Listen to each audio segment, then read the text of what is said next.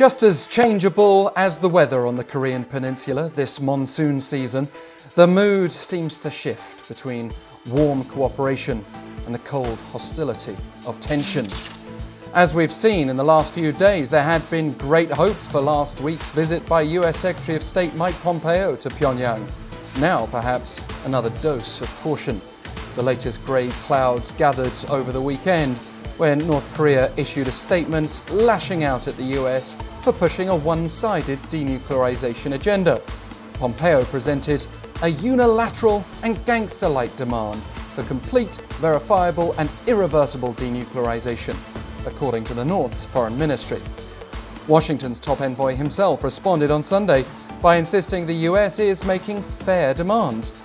If those requests were gangster-like, then the world is a gangster, Pompeo told reporters in Japan, saying there was a unanimous decision at the UN Security Council about what needs to be achieved. South Korean Foreign Minister Kang Kyung-hwa joined Pompeo in maintaining that sanctions against North Korea must be kept in place until it completely denuclearizes. Conservative critics in particular are pointing out, however, that sanctions have already been undermined by a spirit of cooperation that has not so far forced Pyongyang to make any major concessions. This is especially concerning as China is such an important player in terms of enforcing sanctions.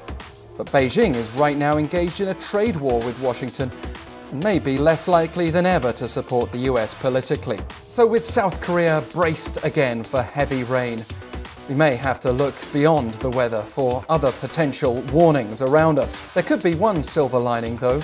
Pyongyang and Washington officials are set for yet more talks this week, this time at the inter-Korean border and at a lower level.